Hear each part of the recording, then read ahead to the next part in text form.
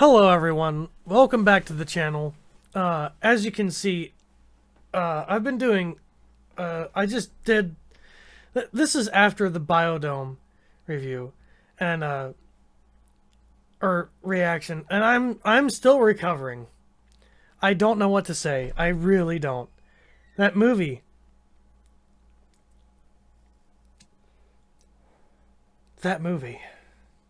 makes me want to ball up in the fetal position and cry. But anyway, if you folks are liking this kind of content, please leave a like, comment, don't forget to subscribe, hit that bell icon so you don't miss a single second of any of this fine, fun-filled extravaganza content. I'm going to be doing a review, reaction. I almost said review again. God damn. I'm going to be doing another reaction to none other than the Nostalgia Critic. And today we're going to be going over SleepWalkers. So without further ado, and without further punishment to your ears, we will start this lovely video.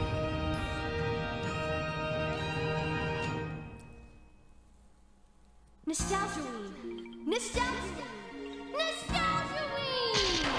Nostalgia-ween! I'm loving the animation.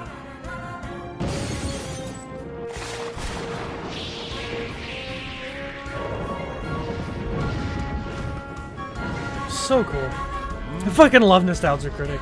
I know I've said it like 1,000 times, but I love Nostalgia Critic. Just the skits and the stuff that he does. The way he does it. The way that he pulls it off. It's quality content, sir.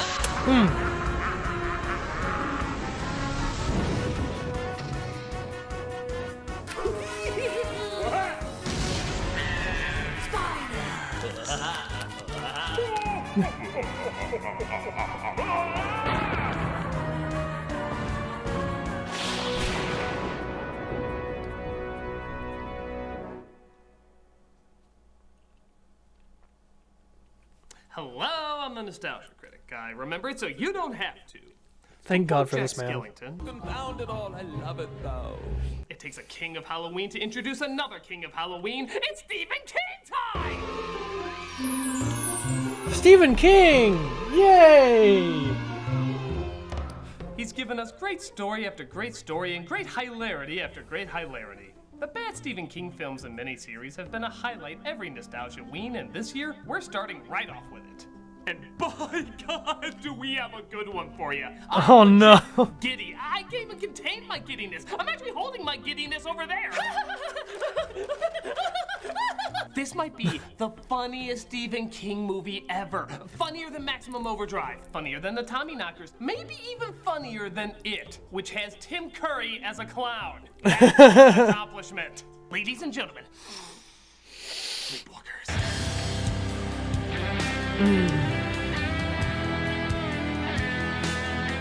Released in 1992, SleepWalkers got panned by critics and barely turned in a profit.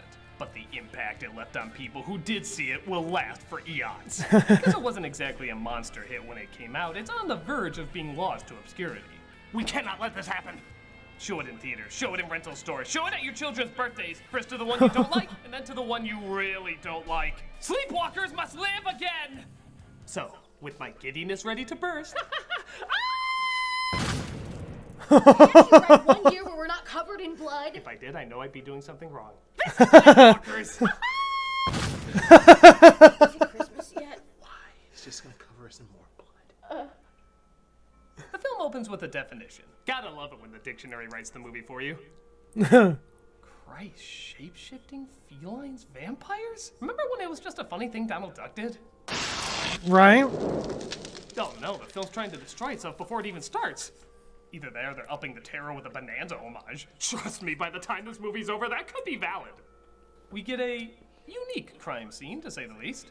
Somebody sure doesn't like cats. I like Bonanza. This Bonanza's is a the good show. first shot! The film's opening scene is Luke Skywalker examining Alf's all-you-can-eat buffet. As far as I'm concerned, this movie can do no wrong apart from forgetting to time travel to get H. John Benjamin to say, That's like Meowschwitz in there. I am totally up for this ride! like Archer as well.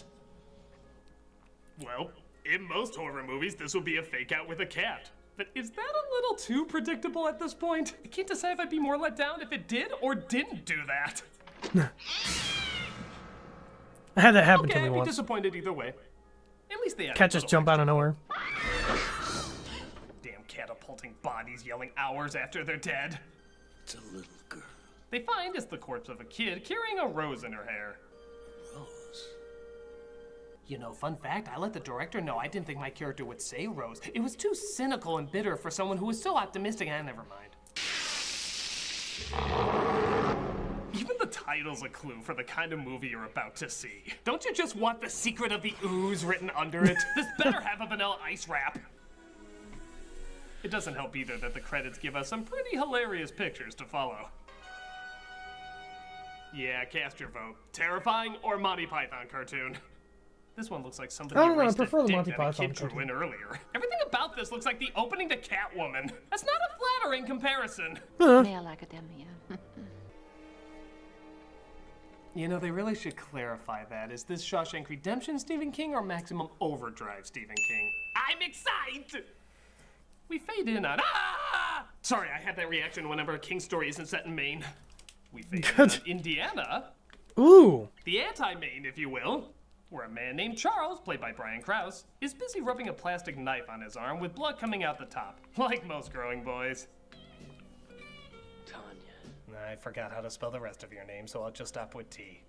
He goes downstairs to Mary, played by Alice Cridge, who looks out at the increasing number of cats around their house, which he sets traps for. That actually looked like a real trap. How many cats did they go through on this shoot? Charles and Mary dance through the house while discussing their romantic future together. Going anywhere tonight? To the movies, maybe. Actually, there's a girl that works there. Jealous? Ooh, things are getting interesting. Yeah, I didn't know that Stephen King wrote such steamy scenes early on. Oh, yes. The way they caress each other's bodies. The sounds their lips make when they interlock. The fact that they're mother and son. No! The way they cuddle in their Did little... you just say mother and son? Yeah, but that's not important. The way they look into each other's eyes. That is nasty ass shit. Yeah, I don't need to see any erotic thriller from Norman Bates. Would it make any difference if I told you there was a 15-year difference between them? Hold up. He said that them two were mother and son? They looked about the same age. Unless she, like, doesn't age.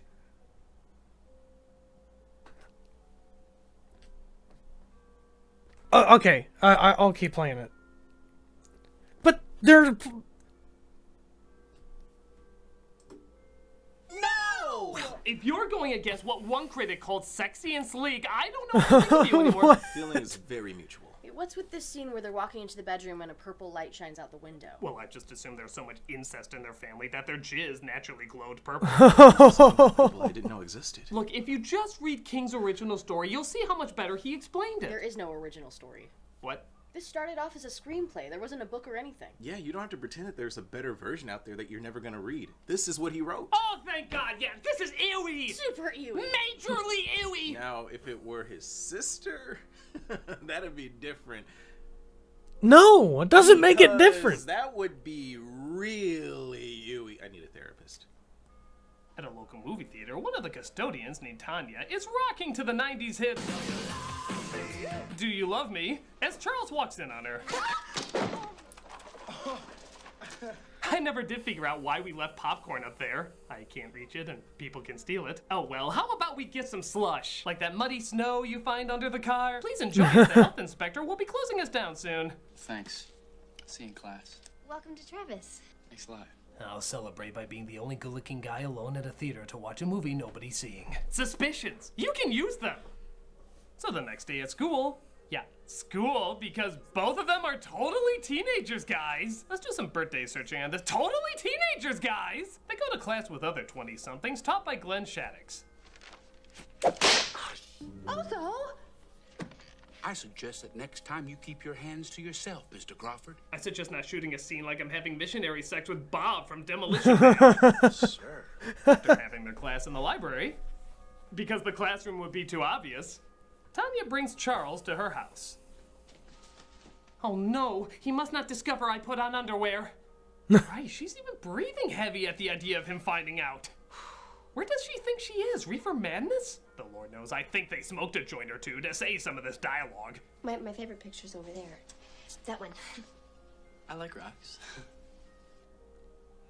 Let it be known Rocks. that one of our most celebrated writers got paid to write the line, I like rocks. I like rocks. Just then, an aging George Lucas watched this film, saying to himself, I can create dialogue like that, except instead of like, it'd be hate. And instead of rocks, maybe something smaller. Like... Sand. Lie! Charles drives home, but is stopped by his teacher, who wants to have a talk with him on the side of the road. Oh, those mid-driving student-teacher talks. Your transcripts are also fakes. Clever fakes, but fakes. The teacher discovers that Charles lied about where he came from and is blackmailing him for sexual favors. Well, money is not the only medium of exchange. Who do you think you are, my mother? I'll be right back. Oof. I have to use the restroom. You want me to pause it? Honestly, the movie's kind of losing me. Yeah, it's just creepy adults hitting on teens, and I don't want to see that. Oh, come on. Maybe something more traditionally crazy Stephen King will happen. I'm not holding my breath. Yeah, we'll be back. All right. What?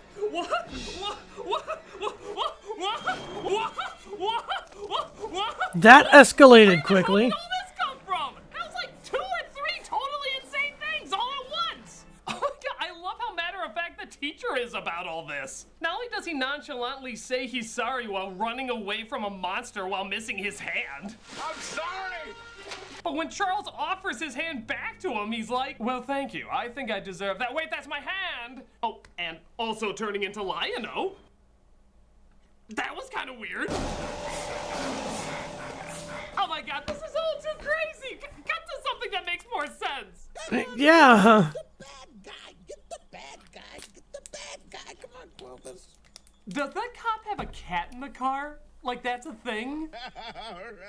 What, the canine unit find out this film is too stupid to be in, so they had to settle for the feline unit? What the sweet hell am I watching? Pull over! What the fuck? What? Yeah. That's...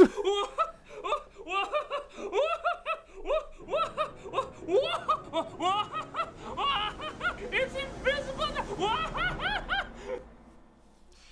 So what did we miss? You don't want to fucking wanna. We just missed. They ripped off the teacher's hand and they got chased by a cop who had a cat in his car. And then the cat hissed at him and his face started changing into all these other weird faces, including this toddler's face for some reason. And then he pushed a button and his car disappeared. His car disappeared. No, really, what did we miss? I swear to God, that's what happened. You're telling me that all of this went down right the hell out of nowhere in the past 5 minutes? Yes. Okay, but it still looks like the same lame, boring shit. Yeah, even what the cop it's describing sounds dull. He didn't have no face. A blur. Shit, I don't know. No, it was more interesting than that, and it is admittedly weird that a great writer couldn't explain that better, and they probably should be focusing more on why a cop has a cat in the car, but I swear the last 5 minutes were totally insane! Okay, fine. So it's not just weird adults bonking teens. I swear! You'll feed tomorrow, and then you'll feed me, and then we'll leave.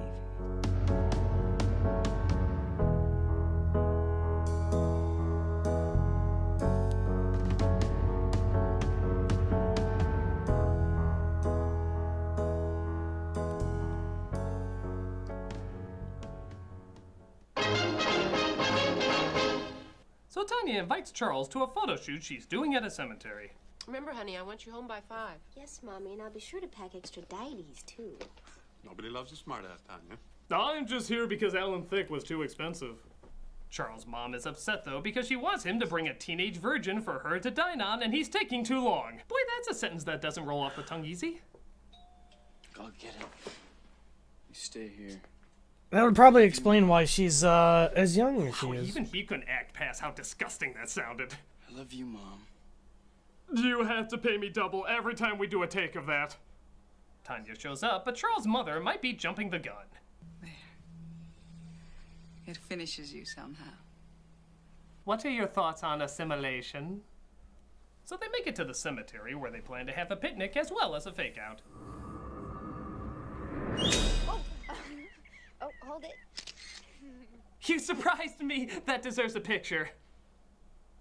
I wrote Shawshank. Can you imagine if a whole generation took pictures for no reason? I can't. It'd be horrifying. Terrible. Yeah, and we exactly know what generation that is. Selfies. Do you really feel alone like the characters in your story? Because I do.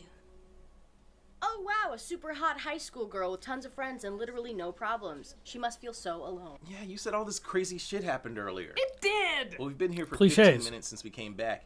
Where is it? Look, I know something crazy will happen again. Just give it a chance. Look, there's the cop. Something exciting has to happen with him. Say, Clovis, what's up? You catching a nap? Hey, there comes Johnny with his pecker in his hand. He's a one-ball man and he's off to the rodeo.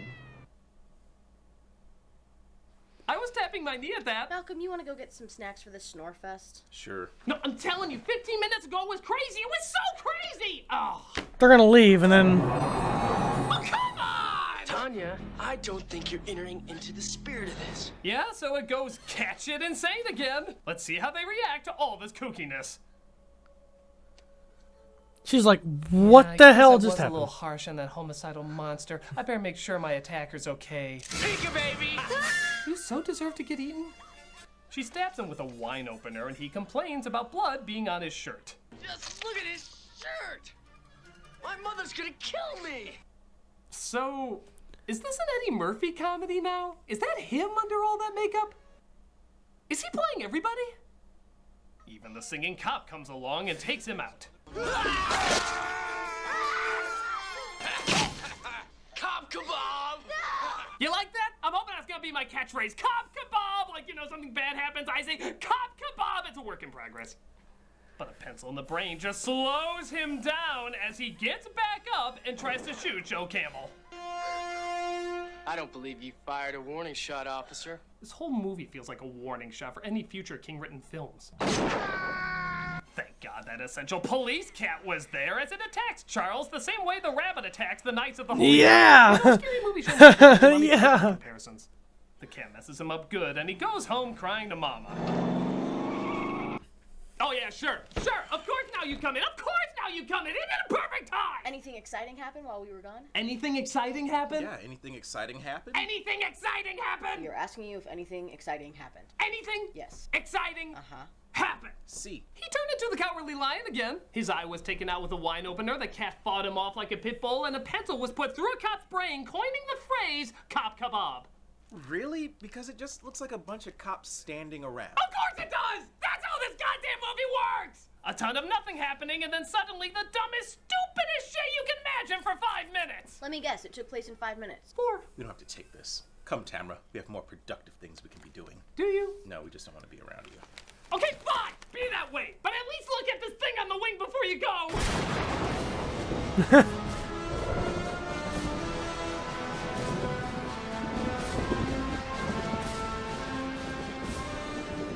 Fucking nostalgia critic.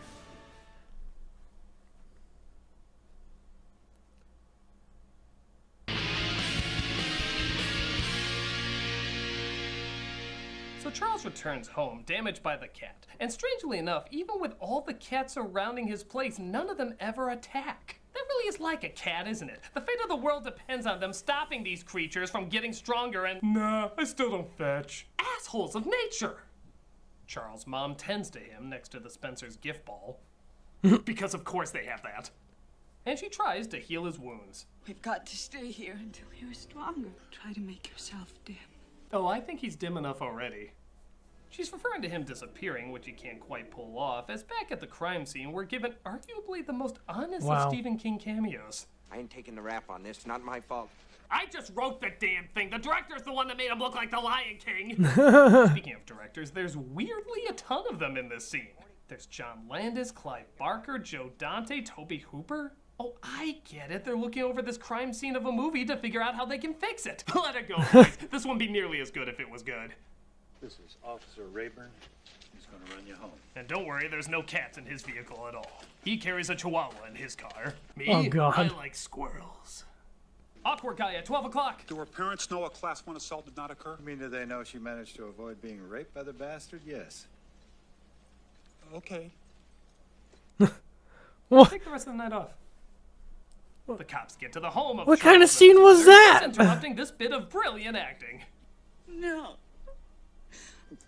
My boy is not going to die. Not ever! Yeah, I'd want to disappear after giving that read.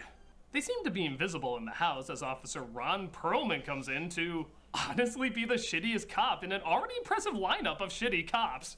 Wow. Set up a couple of checkpoints in and out of town. Perk's history by now, Ira. What about the cats? What about him, Ira? Look, as someone who already wore shitty cat makeup, you make some choices. Listen, that little girl needs a good smack on the butt. And if her mama and daddy won't do it, I'll happily volunteer. What? And here I thought mother-son incest would be the most pervy we got in this movie. Stay away from her, Soames. He said that like this happened before. What is up with this police force? Stay away from her, Soames. There's not a name for what I'm into, but I still wish to explore it. The cops don't find them there, so they leave, but it's advised someone stay with Tanya while 2 other cops stay at the house. This is the best meal I had since my wife passed on. She was delicious.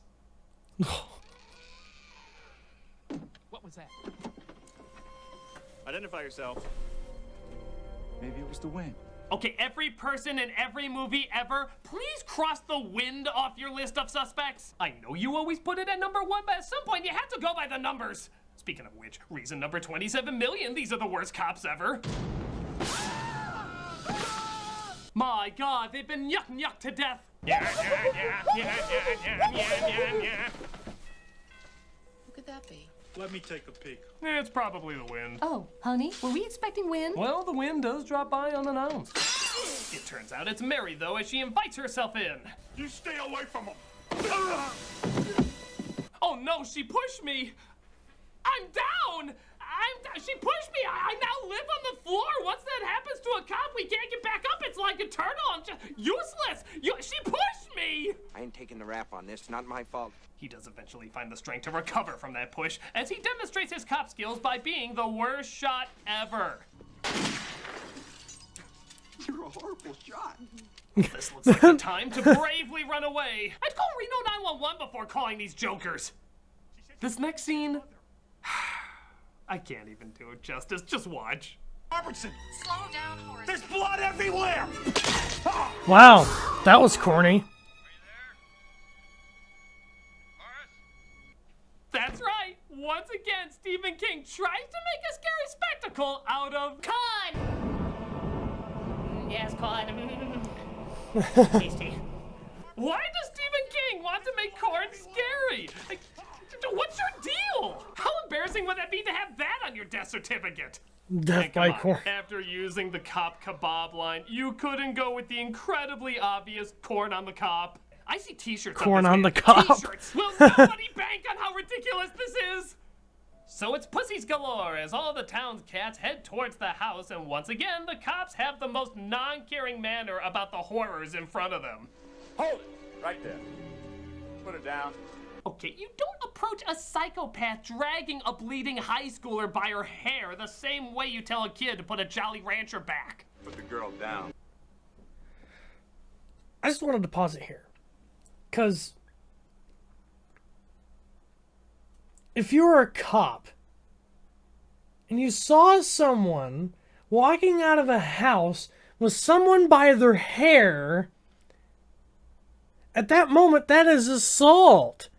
Any cop would know that. Or battery, however they look at it. And then the fact that a cop walked by her, it's nonchalantly, not even a care in the world to go into the house. It's like, do they not see what's going on right there in front of them?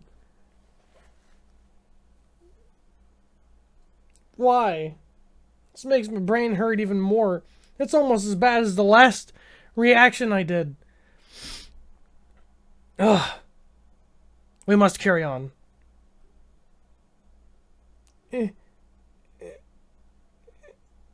God. There. I'm going to count to 5. 1. Okay, make it 2. great. Jesus. How am I supposed to spank high school girls now? From here on out, it just gets crazier and never stops. She blows up 2 cars with just 2 bullets burning this cop. Knowing this department, I wouldn't be shocked if he just lit himself on fire to make it easier on her. Once again, the cats do nothing because they're cats, and Mary kidnaps Tanya and takes her to Charles. Oh, look at him, he's dead. No! He's not dead. She's actually right. He was very clearly breathing when she said that. Look at him, he's dead. I can tell by the way his stomach goes up and down. Only dead people do that. So Mary plays his favorite song in honor of him not being dead. She brings his body back to life. I think it's not really made that clear. I'm sure the non-existent book explained it better. And she forces them to dance. Has she totally forgotten the details of this documentary? But don't worry, the sheriff and the cop's super cat from earlier is here to save the day. No, seriously, I think this cat is from Krypton. Watch.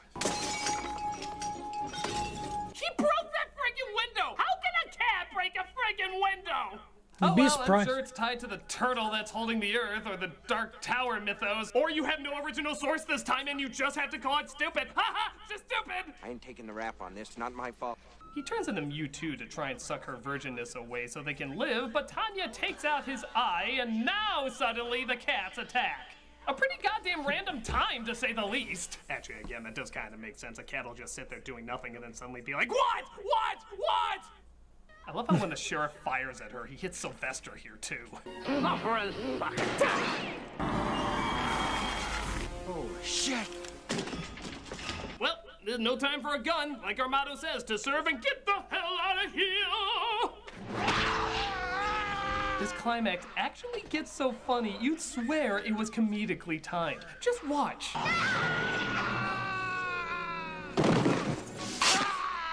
Come on, you were going for a laugh there. You could put a Tom and Jerry sound effect and it matched perfect. But who said bear traps on people hurt as he just gets the hell back up and swings the trap in the back of the monster's head. This movie's gonna make me poop. I'm moving to Derry, Maine, where it's nice and quiet. The cats once again decide to attack at random and take Mary down. And the sentence is really hard to say without laughing. They scratch her so much she catches fire. Oh, King, I like your work when it's good, but I freaking love it when it's bad. I ain't taking the rap on this. The cats still look uninterested. Come on, your claws set someone ablaze. Be impressed by something. And Tanya hugs the cop's cat who made it out alive. It's just you and me, Clovis.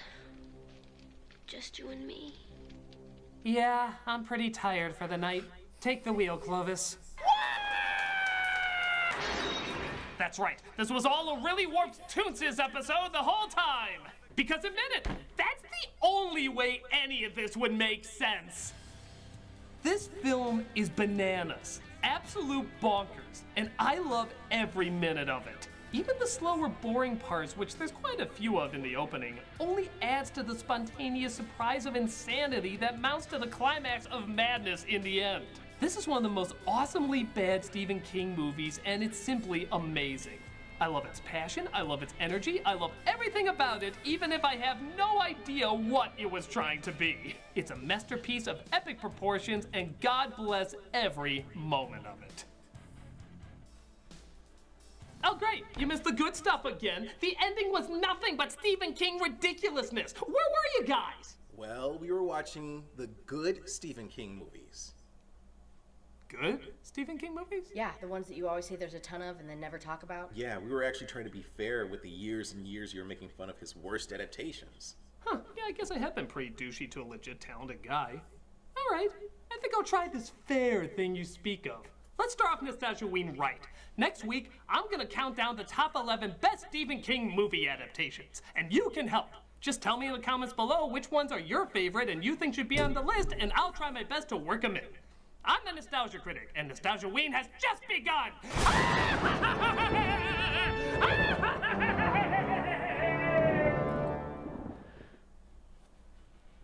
Seriously, you should see that movie.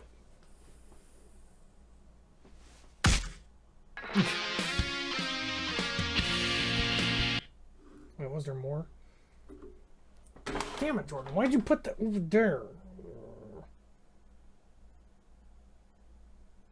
Oh, it's just kind of like behind the scenes kind of stuff. Okay, so there was one scene in that I just want to touch on.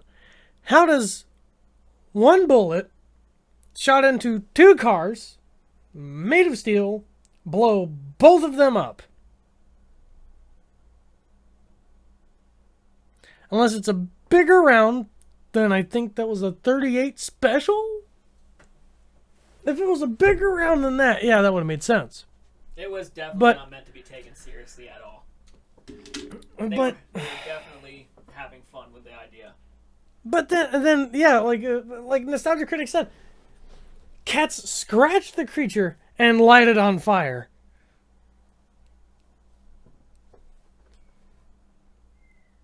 I had to do the Mr. Butler face for that. Why?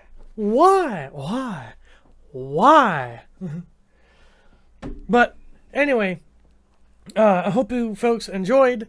Don't forget to, leave a comment to let us know that you like this content. I don't know if I said it at the beginning of this video or not, but leave a comment, leave a like. Don't forget to hit subscribe if you're new to this channel.